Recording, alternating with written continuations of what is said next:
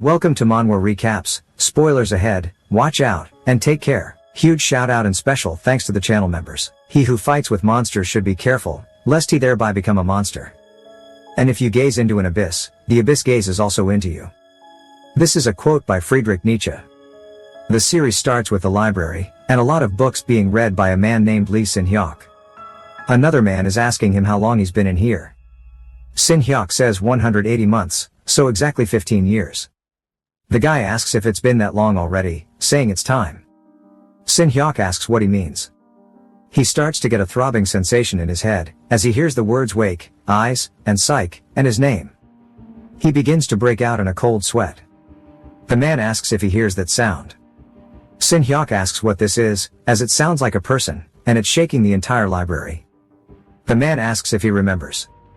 15 years ago, when he first arrived here, he was still just a little boy, but the look in his eyes was full of desperation. And he dropped to his knees, crying, and he came to him, saying that he wanted to find the answer. From that day on, he studied like his life depended on it. He studied almost every subject, criminology, psychology, physics, physiology, chemistry, anything you could think of. And the man asks if he's found the answer he's been looking for in here. Sin-hyuk wonders what answer he's talking about, and the man then says they should shake hands. Sin-hyuk looks down at it, as he and Colonel Sanders shake hands, and Colonel Sanders tells him it's warm, and that he'll be faced with a version of himself that has turned into a monster along his journey to find the answer. He might even lose his way in the middle, but he should not forget there is warmth flowing in his hands just like this. He then starts to feel a weird sensation, and Colonel Sanders tells him to open his eyes now. And the old man tells him that the answer he's been looking for is not here, so he needs to go out into the world, and search for the real answer. He starts to get an electric current surging through his body, and he hears somebody asking if they can hear him. They check his vitals, and they say his breathing and heart rate are returning to normal, and they tell somebody named Dr. Yang to go get Professor Kim. What Sin-hyuk sees is a man bleeding profusely, telling him to please open his eyes.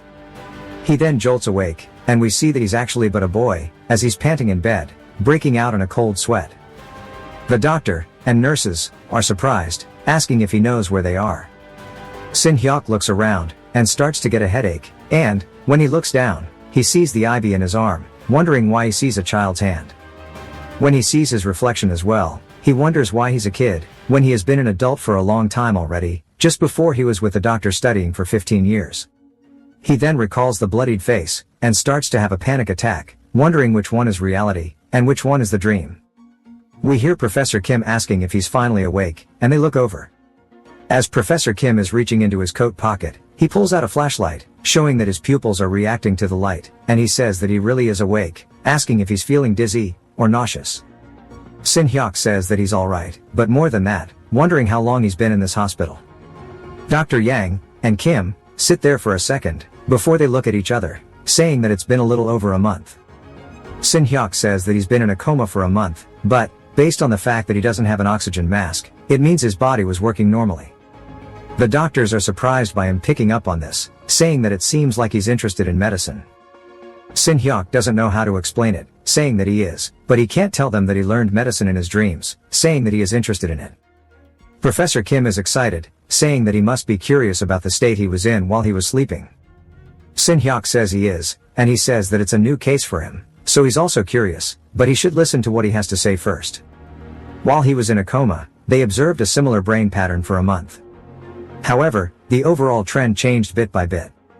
For the first 10 days, the theta waves and FM theta waves showed up interchangeably, and for the next 10 days, it was mostly beta waves with a bit of theta mixed into it. In the last 10 days, it settled down, and alpha waves showed up. He wants to know if Sin-hyuk understands what this means. Sin-hyuk says that the FM theta waves on the first 10 days are brain waves that occur when a child imagines and creates. The beta waves of the next 10 days would occur when a teenager is solving problems and doing critical thinking, and the alpha waves of the last 10 days would occur when adults teach what they've learned and increase the efficiency. Sin-hyuk then realizes what this means, as the last 15 years he spent studying inside that library with the doctor was all within his brain. His brain waves reflected that his body was actually growing into that of an adult, so 1 month was 15 years for him. Professor Kim starts to laugh excitedly, and says that's amazing, asking how a kid can know so much. Dr. Yang tells him to calm down, and Kim says that he got too excited. Sin Hyuk heads to the bathroom and washes his face, saying that he remembers now how he got into a coma. It was a snowy night, and we see him beaten to a pulp, as somebody is grabbing onto his shirt, saying to follow him. Sin Hyuk tells him they shouldn't drive when he's drunk, and we learn it's his father. His father asks who he thinks he's lecturing, and to get in. As they are driving away, Sin Hyuk tells him the road is slippery, and he should drive slowly, but his father tells him to shut the hell up, and that he should go to the police station, and tell them that that son of a bitch killed his mother, asking if he understands. Sin Hyuk then spots something in front of the car, telling him to slow down, as there's a man crossing the street. His father swerves to avoid him, and, when he does, his tires are unable to stop, and they end up jumping off of some stairs, bouncing all the way down them left and right, until they finally come colliding head first straight into the snow. The impact of them hitting it was hella severe, as all that's heard is a loud crash. From this angle, I can't tell if it was the snow, or another truck, but, oh well, we see blood all in the car, and broken glass. Because his father's head is straight into the dashboard, we see him motionless, his blood is pouring out of his head, eyes, and nose. Sin Hyuk says, as a result of that car crash, his father passed away, and he wonders if the memories from when he was in a coma are just a dream, but his adult self, and everything that he learned there, are so vivid in his mind. He then hears somebody in the bathroom, saying that he's depressed as hell, and the doctors are telling him stuff like his amygdala is small, and his heart rate is low, but they're trying to rip him off, and earn money by giving him all these tests. It's just a small car accident, and this is over the top. As he's been here for 3 days. He says that he's going to go home today, regardless of how much he has to pay, and he's on the phone telling somebody that he has a favor. He's in a bit of a pickle, and unable to go immediately back to his house, so he needs them to go bring him his stuff. He tells them that he'll treat them to something nice, but Sin Hyuk is just listening to his symptoms. His amygdala is small, and his heart rate is low, and he's being controlling. He remembers the doctor telling him how the amygdala oversees the ability to be empathetic, and feel guilt. In other words, it's a part of the brain that processes emotion. So what does it mean when it's small? Sin Hyuk says it means there's a possibility that the person would be lacking in terms of emotion compared to a regular person. The doctor then asks about the heart rate being low, and Sin Hyuk says that means they might not be able to feel fear, and, in that case, they might struggle with the boredom of life. Because of that, they might seek strong stimulation. The doctor says that's correct, stimulation that would get the heart pumping, none other than murder. The door slowly opens, and Sin Hyuk waits to see who exits, as we see a man with a cigarette in his mouth staring at him. The guy seems to recognize Sin Hyuk, asking if he's allowed to walk around already. He then says that he probably doesn't recognize him, but they are in the same hospital room, and that he's quite famous right now, because he woke up from a coma after a month. Sin Hyuk, though, seems to be thinking about something, and points out that his hand is injured. The guy looks down at his bandaged finger, saying if he's talking about this, and he starts glancing around, trying to find some kind of an excuse, before he tells him that he got cut by a knife, but it's nothing. That smile was evil. Sin Hyuk tells him he hopes he gets better soon, and the guy pats his head, saying congratulations on waking up, and he wanted to give him a cigarette as a gift, but this is the last one he has. He then flicks it into the bin, and Sin Hyuk's still just lost in thought. The guy says that he'll see him later, and closes the door. Sin Hyuk wants to figure out more about this guy, and walks over to one of the nurses, calling out to her. She responds to him, and he says he wants to use the internet, asking if he can borrow her phone. She says of course, he must be curious about how much the world's changed. He says that he is, and, as he starts browsing it, he's surprised, because he sees that there was a random murder targeting a woman, and how the victim is currently under treatment at a nearby hospital, and, if the cut was an inch deeper, she'd have died, and it was 3 days ago. Sin Hyuk starts thinking about the scene in his head. He's vividly imagining the woman walking, and, when she turns to the sound of somebody running, she gets stabbed from the side. Sin Hyuk says that it was by a left-handed person, based on where the injury was, and the guy who said he got cut by a knife was also left-handed, and how he's been in the hospital for 3 days. Sin Hyuk says, if he bases it on the things he learned in his dream, the chances of that man having committed murder, or attempted murder, are around 99%. He thanks her for letting him borrow her phone, and she says to just let her know when he wants it again. Sin Hyuk wonders if the things he learned in his dream will work in real life. He looks at a phone booth, saying that, since there's around a 1% chance, he needs to figure it out himself, as he actually took the guy's cigarette, and bagged it for DNA evidence.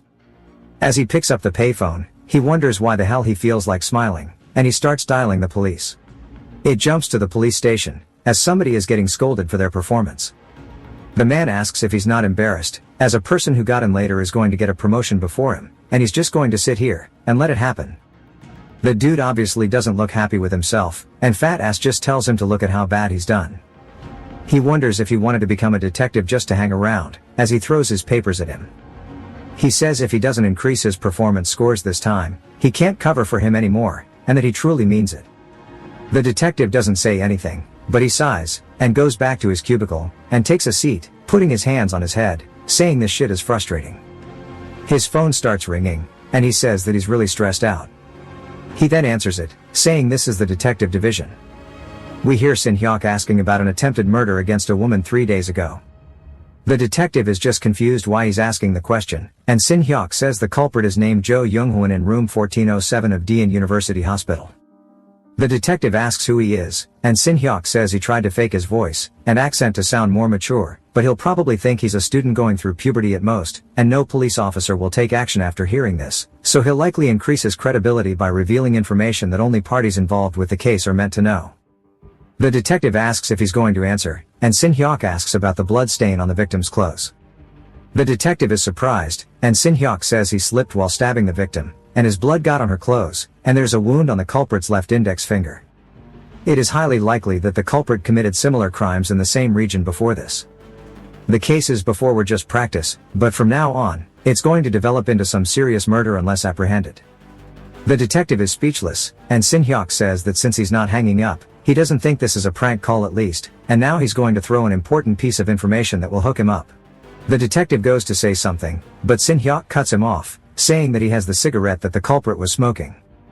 The detective is shocked, and Sin-hyuk tells him that he can be certain about the evidence after comparing the DNA with that of the blood that got on the victim's clothes, and he's giving him a reason that he has to take action without any time to think. Sin-hyuk tells him that the culprit is getting discharged from the hospital today, so it will be hard to catch him after this, and that is the second piece of motivation he'll give him, and he says that he can't let the chance go, as this is the only chance to catch a prospective serial killer. The detective is still just in disbelief, but Sin-hyuk hangs up, looking pretty confident that it will work, and he heads back. The detective sits there, staring at the phone, and somebody else enters, asking if he hasn't eaten yet, and asks if it's because he got scolded, but the detective asks if the DNA report of the woman's attempted robbery and murder case is out yet. The dude wonders why he's asking him, saying that he doesn't know, but it should be out sometime today. The detective decides that it's worth a shot. He says that they should tell the youngest to go to the National Forensic Service, and that he's going to come with him. The guy asks where, as they start walking off, and they head to Daein University Hospital. As Sin-hyuk's standing there at the entrance, this has some Detective Conan vibes. Sin-hyuk looks over, spotting the car pull up, as the detective pops out the whip. His underling tells him to wait for him, and as they walk past Sin-hyuk, he smiles. They head over to the nurses, and ask if there's a patient named Young-hoon in room 1407. The girl who gave Sin-hyuk her phone, asks how they knew this, and the detective says that he's come here after getting a report that he is the culprit of an attempted murder case. From 3 days ago, the girl is in disbelief, and tells him to wait a minute, as she runs off. Sin-hyuk then calls out to him, and he turns around. The detective is surprised to see that Sin-hyuk is the one handing him the cigarette, and wonders if he was the one who made the call. So, he asks him where he got this, and Sin-hyuk says some guy told him to give it to a police officer. Sin-hyuk asks who, and where, and Sin-hyuk points over into a random crowd of people. The detective asks if he remembers where the guy went, and Sin-hyuk says he doesn't. We then see Dr. Yang asking if they're really looking for Young-hoon, as he's the doctor in charge. In room 1407, Young-hoon is getting his clothes ready, as he's now being released. He zips up his jacket, and puts on his baseball cap. Then, he takes one more look at his bandaged finger, saying at that time he charged that woman, stabbing her in the abdomen, but his finger slipped, and he cut it as well. If he'd gone just a bit deeper, she'd surely be dead. Dr. Yang is escorting them, and the detective underling asks if it's really okay to arrest him without a warrant just from one report, as the DNA on the cigarette might not match. If the evidence doesn't come out within 48 hours, it's all over, and he knows that the team manager is on edge right now. Of course the detective knows this, because he was the one getting barked at earlier, about how he can't cover for him anymore. The detective says that he's going to go for it even if they don't get it, and he'll take full responsibility, so he just needs to follow him. They arrive at 1407, and when they enter the room, they're surprised to see that Younghwan's not there. Dr. Yang says this is the bed of the patient, but doesn't know where he went. An old lady says that he got discharged, so he went out. Dr. Yang says that he didn't even go through the discharge process, though. The detectives realize that he must definitely be their guy if he's trying to escape, and run, saying they have to find him. We hear Younghwan on the phone asking if they've arrived, and if they brought what he asked for, and that he's going to come out soon, and they can wait. He asks about their car details, and then he starts laughing while hanging up the phone. Sin Hyuk asks him if he's really trying to get discharged without paying the bill. Younghwan slowly turns around, and is surprised that it's none other than Sin Hyuk asking him. He sighs out of relief, saying that it was just a vegetable, and asks what he's talking about, and why he thinks he didn't pay the bills, wondering what he's doing here in the first place. Sin Hyuk asks what he's talking about, as he was here looking for him. Younghwan asks why, and Sin Hyuk says he wanted to ask him something. Then, he asks him how it felt when he stabbed that woman in her stomach. Younghwan is just in joy that he got recognized, and says that he's not a normal kid, and looks into Sin Hyuk's eyes, saying that he must want to know how it feels, because he's the same. The vibration, being transmitted to his fingertips when it reaches the bone after going through flesh, is a feeling that is exhilarating. Sin Hyuk tells him to stop getting it wrong, and that if he really thinks he became someone new after stabbing another person, he stabbed her in the back, because he didn't have the confidence to face her directly. He also got hit by the car, because he panicked after stabbing her. As he was running away, after doing it, he ran straight into traffic, and got hit in the side. He picks up Sin Hyuk, and starts to insult him, but Sin Hyuk begins laughing at him. Younghwan asks what he finds so funny, and raises his hand, saying that he should learn to respect adults, so it means he needs to be taught a lesson. Sin Hyuk sees someone approaching, as the detective grabs onto his hand. The detective looks at his hand, saying that he has a wound on the left index finger, and there's also one on the culprits as well. Younghwan says that there's a misunderstanding here, as the kid was so cute. And the detective asks if he is Younghwan, or not. Younghwan asks if he knows him, and the detective says that this is the police, and as of now he's arresting him without a warrant. We finally learn that his name is Kang Se-jun. Younghwan asks why him. And Se-jun says that he has the right to remain silent, or hire a lawyer. Younghwan, realizing this is bad, screams while charging into Se-jun, knocking him onto the floor. He then starts to make a break for it, and he tells his partner to go get that dude. Sin Hyuk sees him running, and sticks his leg out, causing him to run straight into it. And Younghwan now realizes that there's no hope for escape, as he faceplants straight onto the floor. He yells, saying to let him go, as he's a patient here, and there's no way it's okay for the police to do this. As Se-jun's leaving, he spots Sin Hyuk, telling his partner to get him to the car first, as he'll catch up soon, and leaves his partner to deal with him. Se-jun asks him if he remembers him, and Sin Hyuk says he does. Se-jun then asks if the guy who gave him the cigarette didn't say anything else, and we see Professor Kim approaching, asking what's going on, and saying that he's the doctor in charge of Sin Hyuk. Se-jun says that he's with the police, and got a report, and he seems to have met the person who reported it, so he was going to ask him a few questions. Professor Kim apologizes, saying that this kid was in a coma, and only woke up recently, so he's unstable. Sin Hyuk calls out to Professor Kim, who asks what.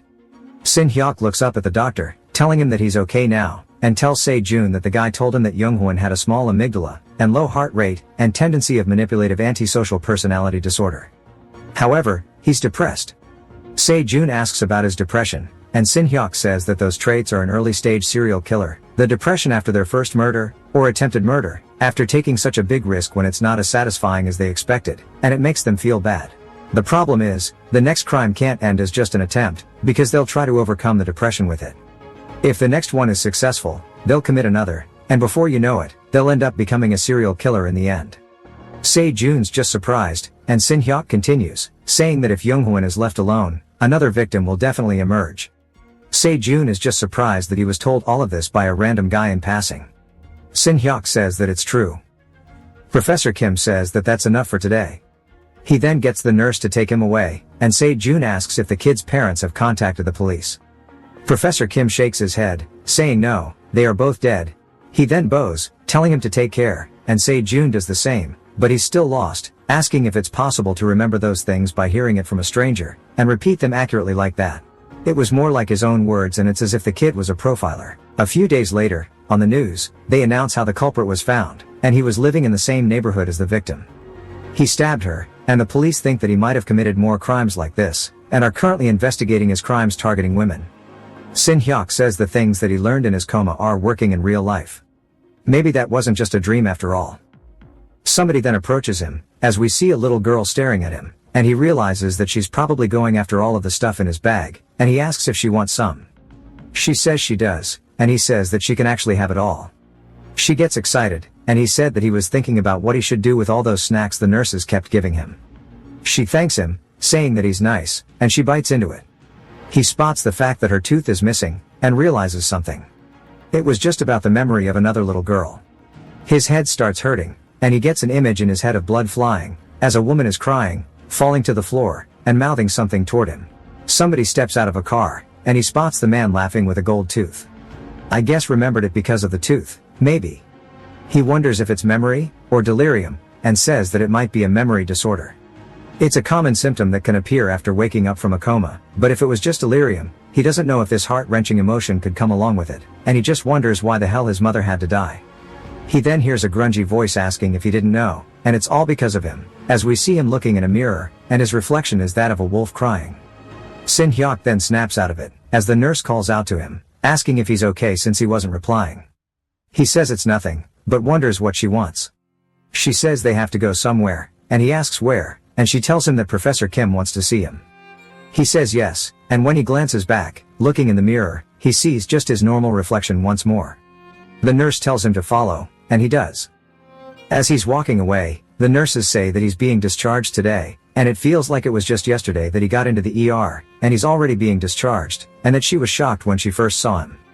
There were more wounds caused by hitting than from the accident, and she could tell that he was being abused just from one look. The dad was driving drunk, and she doesn't understand what he was thinking, and if he was trying to die together, or something, but she's glad that his seatbelt was fastened at least. The other nurse asks if it means the dad wasn't, and she says that's the case, and also that his mother died 6 months before the accident. Tragedies have struck him one after the other, and she feels awful. The other nurse wonders what happens after his discharge, and if there's someone to take him. She says that she knows that nobody visited him. He's supposed to be sent to the orphanages according to the rules, but fortunately, Professor Kim plans to take him in as a foster son. She's surprised, and the other nurse asks if she really didn't know, as that's what the professor called him for, and that Professor Kim is single, and rich, so it's good for Sin Hyuk. The other girl says that he totally hit the jackpot, and that he just got the golden spoon. She is low-key jealous of him. As Sin Hyuk's being taken away, we finally learn Professor Kim's first name is Min-woo. The nurse knocks on the door, saying she's brought him, and Min-woo says to enter. Sin Hyuk wonders what's going on, and when the door opens, it takes us to the slums instead. We see a little girl feeding a cat, and she's so happy watching it eat, and even gives it some belly rubs. The cat tries to play with her, and she's having so much fun, she pulls out her phone, and begins recording it. We see somebody staring at her with some lecherous eyes, even though she's just a little girl. What a freak. She turns after hearing him approaching, and she says hello. We learn that her name is Bora, and the guy asks if she's feeding the cat again, saying she's such a good girl, and wondering where her mom and dad are. She says that her dad is at work, and her mom has gone to the supermarket. The guy smiles, asking if that's really the case. He says no one's passing by right now, and he can just finish it quickly, and he wonders if he should get it over with. This guy needs to be executed. The guy asks Bora if she said the cat's name was Cream. She says that it is, and that it's pretty, since it suits it. The guy says that he's so glad that Cream met her, and then mentions how a kitten came to his house, and it doesn't seem to have a mom, and it was shivering in the cold. And he wonders if she wants to take it, since he does not have cat food. Bora gets excited, asking if she really can, and the dude's heart starts racing, telling her that she shouldn't mention this to her mother. She says okay while laughing. She says that kittens are weak, so they have to warm it quickly. He says in that case they should hurry up, asking if kittens also eat kibble. She says they can mix it with water, and make it soft. They also love snacks. He says that she seems to be an expert, and his heart continues to race. At the hospital, inside of Min-woo's room, Sin Hyuk looks a little confused, as there's nothing but sweet drinks, and a lot of energy drinks in front of him. Min-woo says that he didn't know what he liked, asking him how he feels. Sin Hyuk says he feels good, and Min-woo says that's great, telling him that he's getting discharged today, asking what plans he has. Sin Hyuk doesn't say anything, and Min-woo says he has something important to tell him, as he has a lot of spare rooms in his house, and if it's okay with him, asking if he would like to live with him. If he becomes his son, he can help him with his dreams, school, job, and pretty much anything he wants. Sin Hyuk thinks about it, saying that is a great offer. If he's discharged like this, he won't get any legal rights as an orphan, and it'll be impossible for him to live on his own, or earn money for himself. He'd have to go to a place like an orphanage eventually, so accepting his offer would be the wise choice. However, he can't stop seeing the image of his father, bleeding profusely everywhere. As he's staring directly at him, his father asks if he really thinks he can sleep in peace after making him like this. Sin Hyuk stares at it, saying that this is a hallucination. Confusion of memories that can happen when the brain suddenly becomes active after waking up from a coma, but he doesn't know if it's just a hallucination, and maybe he doesn't remember what actually happened. Minwoo asks what he thinks about staying with him, but Sin Hyuk says he wants to ask him for something. Minwoo tells him to speak his mind, and Sin Hyuk asks if he could be his legal representative. This catches Minwoo off guard, asking what he means. Sin Hyuk explains that he's grateful for his suggestion, and he'd definitely live a happier life than before if he became his foster son, but he has to go back to his house, and settle some things, as there are some things he has not solved yet. Minwoo asks what he means, and Sin Hyuk says the death of his father, and his mother, as he doesn't believe they were just accidents. Minwoo is surprised, asking him what he means, saying that he can't leave a child alone. Sin Hyuk says he also wants to continue this relationship with him, but he can't just do that right now. If he stays with him before solving this problem, he thinks it'll end up causing him problems too. His father laughs, saying that he realizes what kind of person he is, a person who only harms others, and shouldn't even have come to this world. Sin Hyuk jolts up out of his chair, and bows, begging Minwoo. If he becomes his foster son, he'll have to go to school, and his actions will be limited, but he can't decline his offer, and get into society as a minor. A legal representative is the best choice to get both benefits. Minwoo thinks about it, wondering if this is something kids at this age usually say, and if he's not scared of living alone, but he doesn't know how to convince a kid who's talking so maturely. He calls Sin Hyuk's name out, saying that he doesn't think he can agree with it, sending him back to his house alone, that is, but he does think that he's different from usual kids, so he wants to give him a chance, as he agrees to be his legal representative. Sin Hyuk thanks him, but Minwoo says that he has a condition first. Sin Hyuk looks down as Minwoo hands him a phone, telling him to take it. If he contacts him every day, and tells him how he's doing, that will be the condition. He sighs, saying that he prepared it as a gift for his discharge, but he didn't expect it to be used like this. He then laughs, telling him to look at the backside, as there's a card attached to it. Minwoo says 300,000 won will be sent to it every month, and he can always call him if he needs more. Sin Hyuk looks back up at him, and Minwoo puts his hand on his shoulder, saying that he mentioned wanting to continue the relationship. It's the same for him, as he wants to cherish this, so he shouldn't think that he's alone, and he wants him to trust, and rely on him. If he's indebted to him, he'll contact him often, too. He laughs, saying that he can pay it back later if it's too much. Sin Hyuk thanks him, saying that he will pay it back. Minwoo asks if they can shake hands. Sin Hyuk raises his as they do it, and Minwoo says that it's warm. Sin Hyuk looks surprised, recalling Colonel Sanders saying the same thing about it being warm. As Minwoo tells him to eat well, and stay healthy, Sin Hyuk heads back home, and gets off at the bus stop. It drops him off, and we see him carrying a bunch of snacks in a bag. He looks down at it, and it turns out all the nurses gave it to him. He says that he's actually just craving some coffee. He then hears a woman calling out for her daughter, which is none other than Bora, and she looks frantic. She looks over, spotting Sin Hyuk, recognizing him, asking if he's seen Bora. Sin Hyuk asks who that is, and then starts to get a shock in his brain. Sin Hyuk gets a flashback to this woman putting a bowl of rice in front of him, saying that he must be hungry, and that he should eat before it gets cold, asking how a father could beat his own son, at least he shouldn't starve him, wondering if he's a father or a bitch, and she clicks her tongue, saying that he's nothing but skin and bones, and as he raises the bowl of rice to his mouth, Bora puts a piece of food on his spoon, telling him to eat this too. He thanks her, and she smiles at him. He then recalls who she's talking about, and he asks if she's looking for her right now. Sin Hyuk then asks when she left, and why she left. Her mother says around 4:30, and she went to go feed Cream. Sin Hyuk asks who Cream is, and she says it's a stray cat that she loves. Sin Hyuk asks where she feeds it, and if she goes there by herself. She says that she feeds it in front of the house, as the cat comes out of every day around the same time. Usually she'd come back in as soon as she called for her, but this time she went to the store. Sin Hyuk asks if she's not picking up her phone. She's a trendy kid, so she must be carrying her phone all the time to take photos of the cat, and share them with her friends. The mother says that her phone is turned off, and Sin Hyuk says something different from the usual routine happened. The mother then asks if he's seen her, saying that if not she needs to continue. Sin Hyuk tugs on her shirt, stopping her, and she wonders what it is. He says they need to report it to the police. She asks what he's talking about, and he says that usually Bora comes back right away when called. But it's been over an hour, she's still not back, her phone is also turned off, and the mother says that's too much. Sin Hyuk says that this is a kidnapping, they don't have much time left, as there is a 75% chance of murder within 3 hours, someone should fact check that statistic. The mother looks terrified, and Sin Hyuk says time is critical, and they should report it first, and then search for her. In a panic we see her shaking as she dials the number, and puts it up to her ear. She tells the police that her daughter hasn't come back after going out, and is screaming. They then ask how old her daughter is, and she tells them that she's 9 years old, and her name is Young Bora. The guy says she's probably just hanging out with her friends, asking if she's contacted them. She says that she just went out to feed the cat, and this has never happened before, plus her phone is turned off. The guy tells her to calm down, asking how about they wait a few more hours, as kids that age tend to ignore calls when hanging around. Sin Hyuk realizes this isn't going to anywhere, and sets down his bag as the mother is panicked. Sin Hyuk pulls out his phone, and starts to call somebody. Minwoo answers, saying that he called him right away, asking if he's arrived, and Sin Hyuk says that he has a favor to ask him. He thinks his friend has been kidnapped, and they call the police, but they think it's just a simple getaway, and are trying to avoid investigating.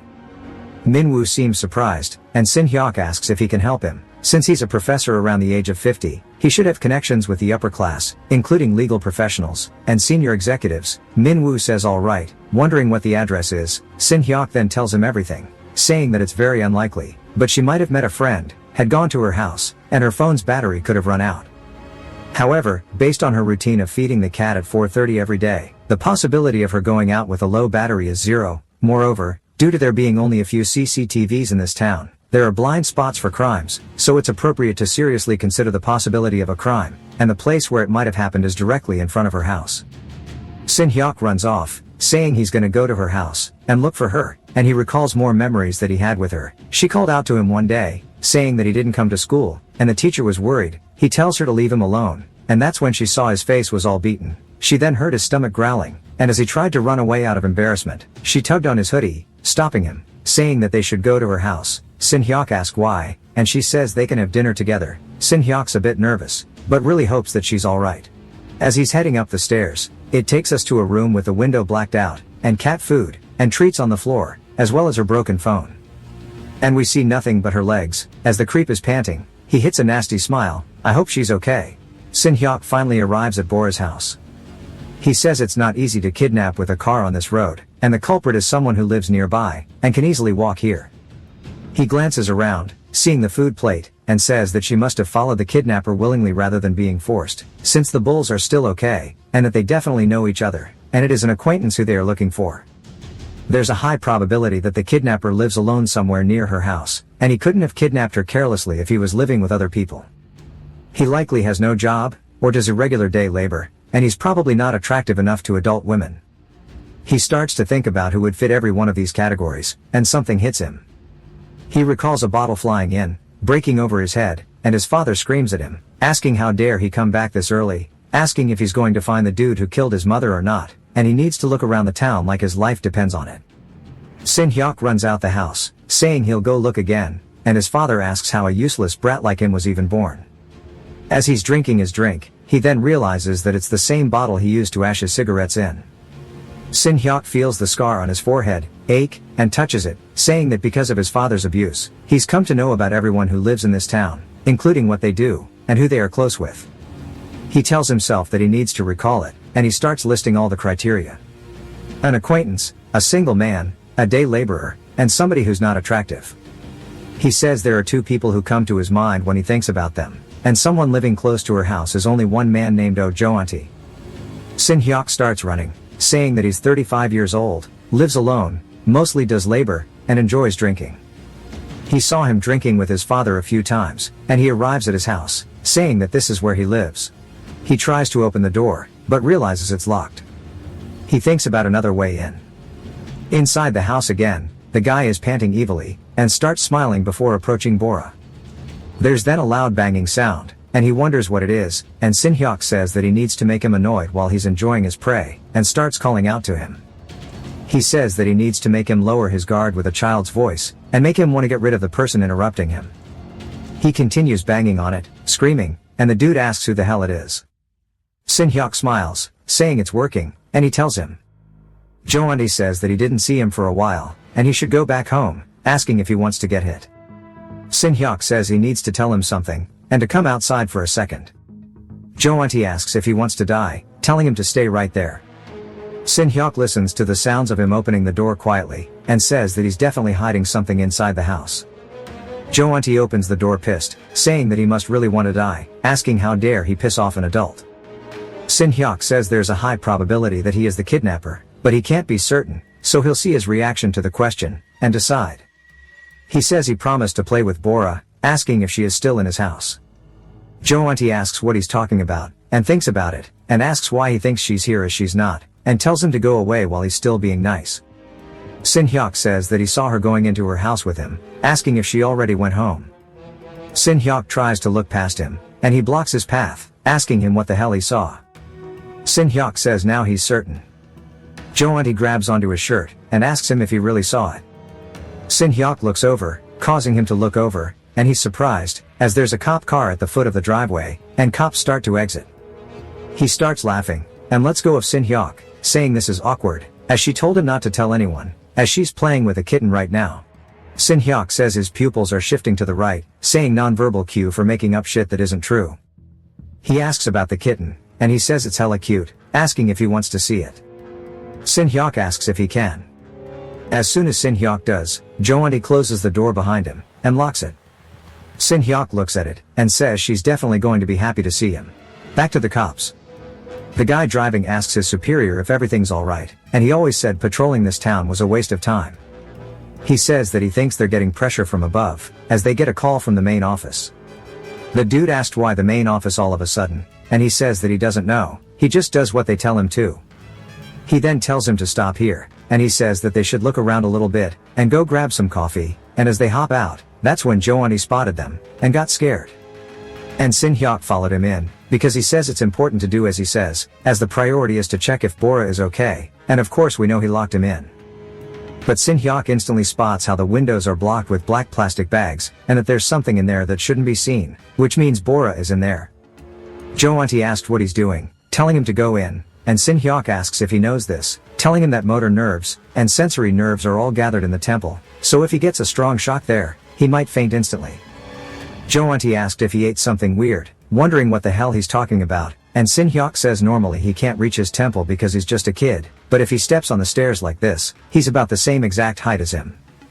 Jo-eun-tae asked what he's talking about, and that's when Sin Hyuk looks back over again, and wondering what he's looking at, Sin Hyuk smacks him in the temple with his phone as hard as he can. Jo-eun-tae starts to lose his footing, and stumbles backwards, and Sin Hyuk says he knew it, it doesn't work with just one strike, and he even hit right at his temple. He then leaps up off the stairs, rearing his phone back, he comes in for another attack, hitting Jo-eun-tae straight on the temple once more, we hear a loud thud as he's flopped onto the floor. Sin Hyuk runs over to the gate, and unlocks it, and yells, telling the cops that there's someone fainted in here, and bangs on the door over, and over. He continues yelling, and the cops wonder what's with all the noise, they see Sin Hyuk waving, wondering what he wants. Sin Hyuk then runs to the door, saying that he hopes to God, that Bora is safe, and when he opens it, he's surprised. The cops say that he was definitely coming from over here, and they see that there really is someone who fainted, they start waking him up, saying that he can't sleep here. The guy asked if there's any response, and he says that he's still breathing, but he's not responding, and they should maybe call the paramedics, but Sin Hyuk tells them to please come inside.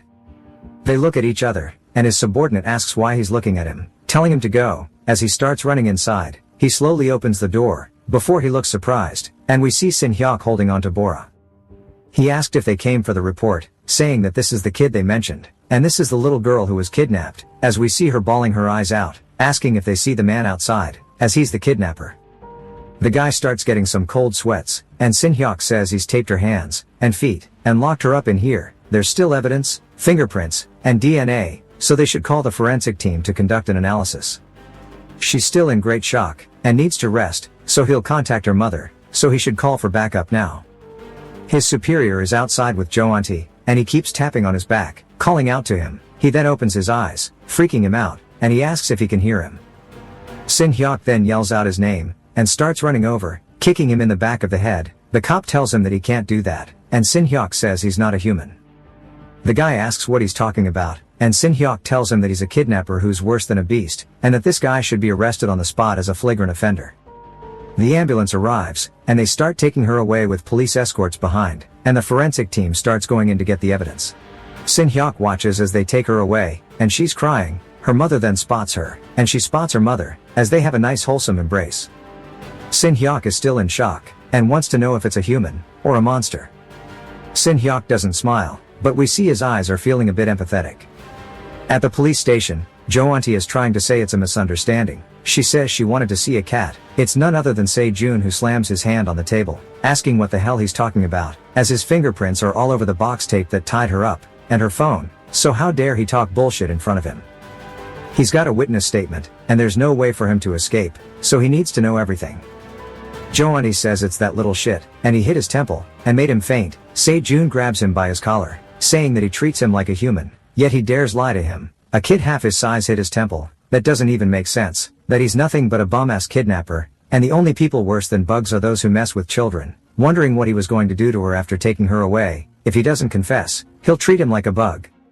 Se-jun tells him to answer if he understood, and his coworker says he's so energetic. Broccoli Head says that he volunteered for the attempted murder case last time, and now this kidnapping case, and the guy who's with him in the hospital asks if it's okay to change dramatically like this. Broccoli says the team leader is going to have a good reputation, so it's good either way, and they agree as long as it doesn't affect them negatively.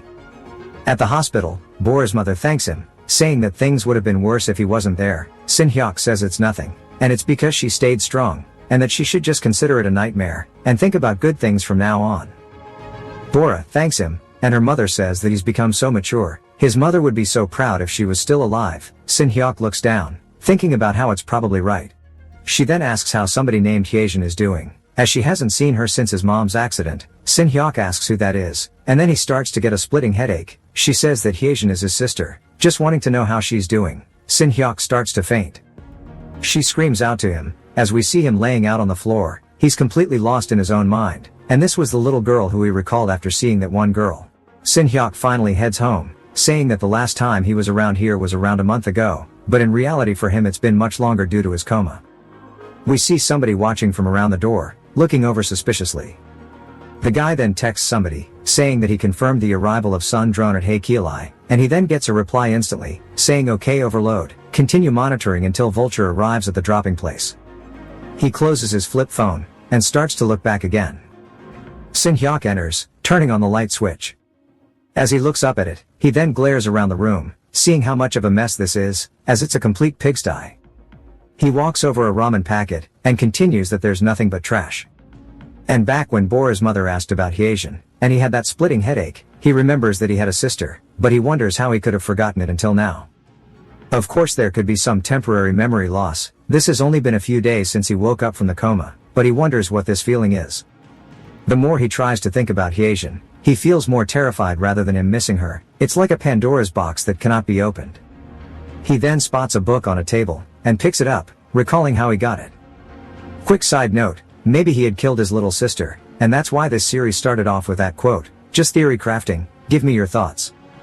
But Sin Hyuk goes to a bookstore with his mother, asking if he can really pick out anything he wants. She says of course, there must have been many books he wants to read, and he must be jealous that his friends are all reading already, and that since he's going to school soon, she'll buy him lots of books.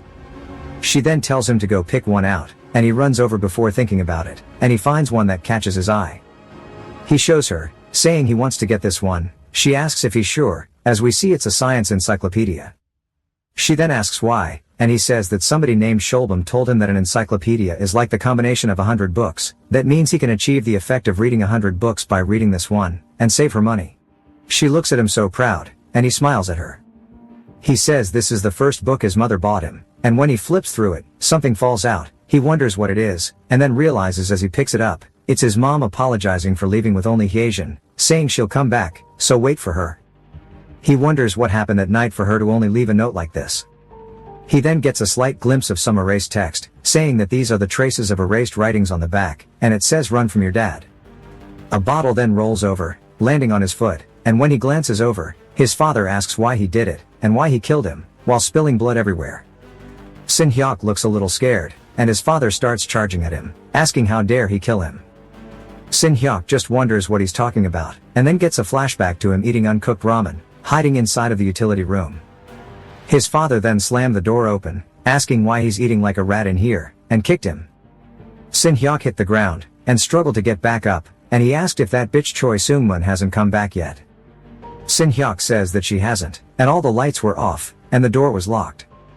He then throws the bottle, cutting his cheek from the broken glass, saying that he told her to keep an eye on him. He starts stomping him, calling him a little brat over and over. Eventually he gets gassed out, saying he can't do this anymore, and that he needs to get up, as they have somewhere to go. That was the night that Sin Hyuk tried telling him that he can't drive because he's drunk. His dad asked why he's lecturing him, telling him to shut up and get in. Sin Hyuk notices his seatbelt, and then the wrapper of ramen in his hands. As his father is getting in the car, he debated one more time as he looked down at it. His father then opens the door, seeing Sin Hyuk sitting there, and goes to fasten his seatbelt, and of course it doesn't click because of the ramen packet. Sin Hyuk makes sure of this, as we see his eyes were just desperate for something to happen, as it didn't click in. That's when he drove off, and Sin Hyuk told him to drive slowly, but he tells him to shut up, and that he needs to go to the police station, and tell them that asshole Choi Seung-mun killed his mother, asking if he understands. Sin Hyuk then spots somebody in front of them, telling him to watch out, as there was a guy crossing the street, and that's when they swerved. When the car began crashing, his father's seatbelt became undone because of the packet, and they crashed straight into the ground. Sin Hyuk, reeling from the shock, glances over as he sees his father dead, head first into the dashboard, and he asks if he remembers him. Now Sin Hyuk understands, saying that he killed him, and his father says that he is nothing more than a murderer. The realization sets in, and Sin Hyuk screams no. The guy keeping watch outside wonders what's going on, and peers over, spotting Sin Hyuk running out of the gate. He then realizes he's supposed to be keeping an eye on him, and drops a cigarette, saying he just started smoking, beginning to chase after Sin Hyuk. They head downtown as Sin Hyuk is still making a sprint. He says that he can't believe that he murdered his father, and he hears that grungy voice once more. He immediately glances over, spotting the reflection of the wolf in the mirror. It causes him to fall backwards, scared, and he bumps into a guy, before apologizing. The guy says not to worry about it, and when Sin Hyuk looks back, he sees just his normal reflection once more, but then he spots something. He can tell this guy is tailing him. Deciding that he doesn't know what he wants, Sin Hyuk starts making a run for it. He texts somebody, saying the drone has escaped, and he wonders where the hell he's going. As soon as he turns the corner, the guy says it's a dead end, only to turn it, and see that Sin Hyuk's completely gone, leaving only his jacket behind. He wonders why he left his clothing, and picks it up, saying that was weird. Sin Hyuk then puts a glass shard to his throat, telling him to stay still. The guy is hesitant to move, but slowly starts reaching towards his pocket. And when he does, Sin Hyuk reminds him that this is a carotid artery. He'll die if this goes in even 3 centimeters, and he wouldn't try anything if he were him. He says he only has one life, and he should put his hands on the floor where he can see them. The guy does so, and Sin Hyuk asks why he's following him. He says he was just passing by, and Sin Hyuk starts to press it deeper. Sin Hyuk says when he lies, a hormone called catecholamine is released, making his blood pressure rise, and his heart beat faster. His carotid pulse just increased slightly, and if he cuts it a little bit, blood will be everywhere, so he better tell him the truth before he does that. The dude just wonders who the hell this kid is, saying that he might actually die here. The guy tells Sin Hyuk to let him go first, but Sin Hyuk starts pressing deeper, and that he got orders. Sin Hyuk asks what he means, and the guy says that someone designed and planned all of this. Sin Hyuk asks what he's talking about, and he says to take him somewhere, and kill him in a car accident.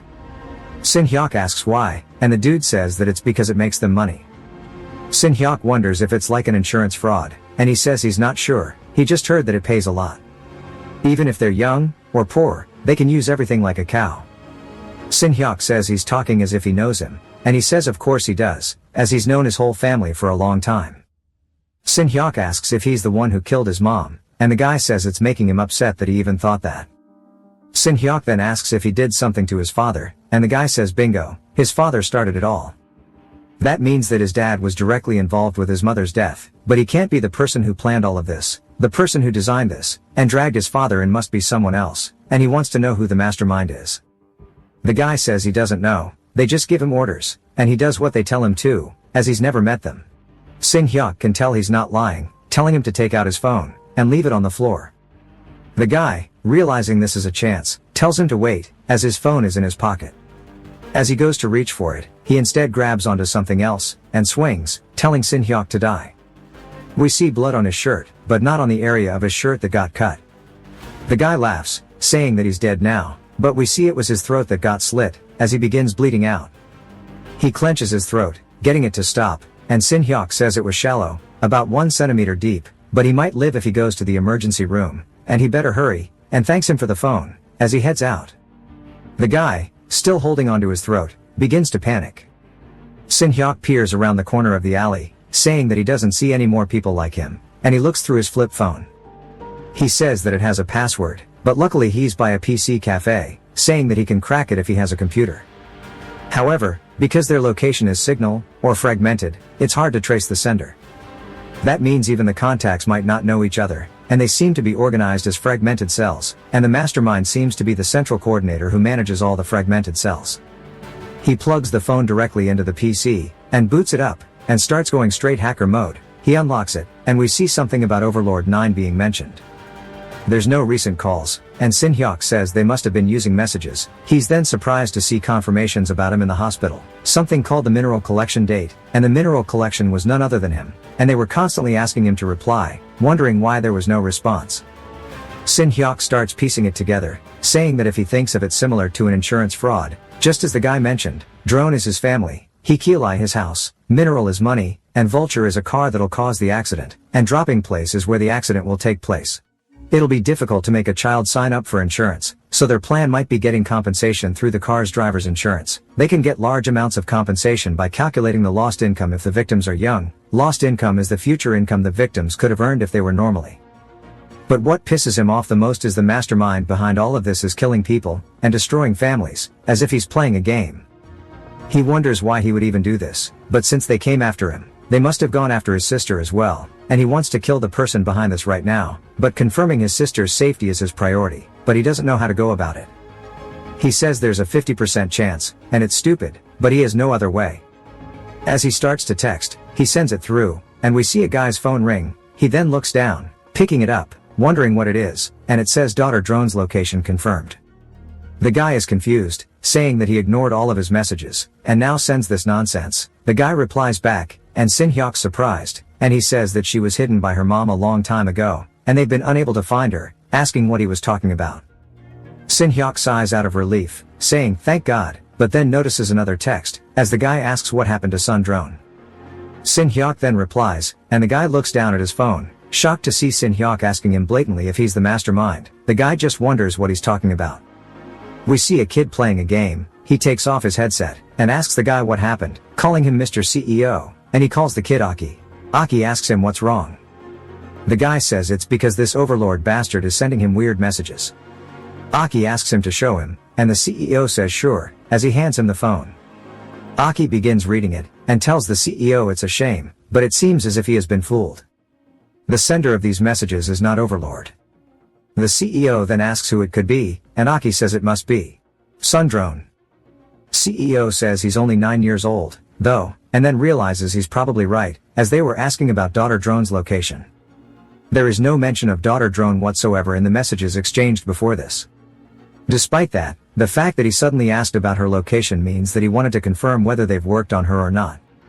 This shows how desperate he is, and if it's not someone from her family, then this behavior makes no sense. Since her only family left now is her older brother, he threw the bait personally, and the CEO bit hard. As a result, he ended up getting a gift. The CEO wonders how he got his hands on Overlord's phone, and says that it must have been because he picked it up when he lost it.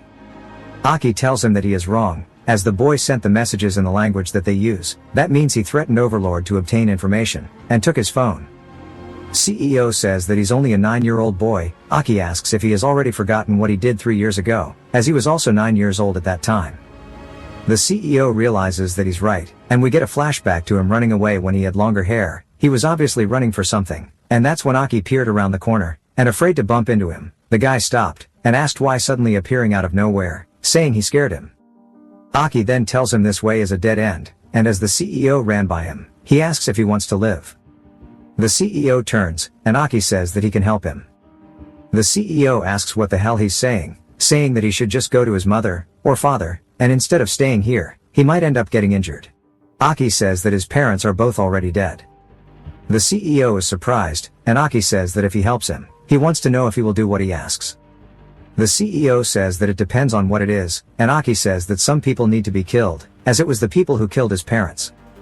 The CEO looks very taken aback, and finally we see a whole group of thugs turn the corner, saying they found him. The CEO is in a panic, but Aki tells him to make his choice. The CEO looks back down, and Aki says that he needs to decide whether he wants to live, or die. Aki persuades him that day, and makes him snap out of it. Aki says that now that they've received a message from him, he should leave a reply. As he starts smiling, the CEO says that he has not seen that in a while, that expression of him having so much fun. Sin Hyuk then gets the notification, and is surprised to see that they say it's nice to meet him. Sin Hyuk says this is the mastermind, and it's what he wanted. Aki tells him they have not found the daughter yet, since they have been constantly throwing baits, it's only a matter of time for her to fall for it. Sin Hyuk says he's intentionally provoking him, because they can find her anytime. If he wants to stop them, he needs to try. So they're trying to force him to find Hyejin before them, but that's something that he must actually do. He wonders if maybe his mother left a clue about where she hid her, saying that he should go home and search, but that's too dangerous, as it could be a trap, and the uncertainty is too big. Moreover, if he could find Hyejin, they're always going to be in danger as long as they exist. In that case, he needs to destroy their organization, and that would be the best way to protect her. Aki gets a notification, and Sin Hyuk says that since he got rid of one of his members, there should be one slot open. Aki then looks amused, as Sin Hyuk asks if he can join, and Aki laughs, saying would you look at that. He wonders if maybe Sin Hyuk suffered a serious head injury when he was in the hospital. The CEO says he doesn't know, but he did hear that he was in a coma, and just recently woke up, and since he survived, they can use him as a cash cow, but wonders why he's asking. Aki is just more curious about if a person can subtly change this much, as if he has been reincarnated, just like him before when his parents died. At the PC cafe, Sin Hyuk just waits until he gets another notification, and he picks it up, as Aki says he wants to meet, telling him that the organization is not a place that can easily be joined, and an interview is required. Sin Hyuk replies instantly, asking about the location and time. Aki says 2 p.m. tomorrow at the fountain in front of the Murray department store plaza. Sin Hyuk closes the phone, saying the fact he purposely chose a meeting place with a lot of people means that he is wary of him. He's scrupulous and calculating enough to lead an organization through insurance fraud. What a guy like that wants to evade the most are things that create variables, so he needs to use the conditions he has to create them. The only card he has at his hands right now is one thing. He looks down at the phone, picking it up, and makes a call. We don't get to see who it is, but back to the CEO, Aki hands him back his phone, saying that he told him where to meet him. The CEO asks why it needs to be a crowded place, saying it would be easier to work in quiet. Aki says that he only plays games that he is confident in winning, though the probability of this happening is small. Since the police, or the special investigation unit could be involved, it's best for him to minimize variables as much as possible. The CEO asks if he's saying that a 9-year-old would try to set a trap for him. Aki says the chances are pretty low, asking if they still have that mole they planted in the police department. The CEO says yes, and Aki says they need to contact him immediately, and find out if there's an ongoing investigation related to insurance fraud. The CEO says okay, and starts to call his informant, but Aki's laughing to himself, saying that he can't wait for tomorrow. We then hear a phone ringing, as it's none other than Se-jun who picks up, but this is probably from Sin Hyuk's call, rather than the CEO's. We'll find out next time. If you've watched till the end, comment, claw, to let me know. Subscribe for more videos like this, leave a like or a comment to help the channel out. Thanks for watching.